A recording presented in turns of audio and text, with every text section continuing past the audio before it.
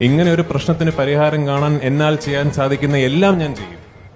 അല്ല, ഒരു ആരോപണ വിധേയമായിരിക്കുന്ന ഒരാൾക്കെതിരെ ഒരു അന്വേഷണം പുറപ്പെടുവിച്ചാൽ ഒരു അധികാര സ്ഥാനത്തിരുന്നു കൊണ്ട് ആ അന്വേഷണം നേരിടുന്നത് ശരിയല്ല എന്ന് തന്നെയാണ് എന്റെ അഭിപ്രായം.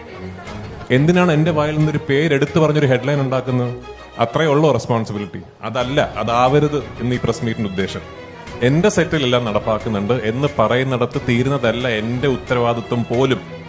അതാണ് ഞാൻ നേരത്തെ പറഞ്ഞത്. അത് അങ്ങനെ ഒരു ഇന്റേണൽ കംപ്ലയിന്റ് കമ്മിറ്റി രൂപീകരിക്കണമെന്ന് ഡയറക്റ്റീവ് ഉണ്ടെങ്കിൽ എല്ലാ സെറ്റുകളിലും അതുണ്ട് എന്ന് ഉറപ്പുവരുത്താൻ മറ്റൊരു സംവിധാനം ഇവിടെ നിലവിൽ പ്രവർത്തിക്കേണ്ടതായിട്ടുണ്ട്. എല്ലാ സംഘടനകളുടെ തലപ്പത്തും ഫീമെയിൽ റെപ്രസെന്റേഷൻ വേണം എന്ന് വിശ്വസിക്കുന്ന ആളാണ് ഞാൻ. അതിൽ നിന്ന് അമ്മയ്ക്ക് എക്സ്ക്ലൂസിവിറ്റി ഒന്നുമില്ല. ഒരു കാര്യം കൂടി എനിക്ക് പറഞ്ഞു നിർത്താനുണ്ട്. തീർച്ചയായിട്ടും വളരെ ഗൗരവത്തിൽ ഹേമ കമ്മീഷൻ റിപ്പോർട്ടിലെ കണ്ടെത്തലുകൾ അന്വേഷിക്കണം. കുറ്റാരോപിതർ കുറ്റം ചെയ്തിട്ടുണ്ട് എന്ന് തെളിയിക്കപ്പെട്ടാൽ ഞാൻ നേരത്തെ പറഞ്ഞതുപോലെ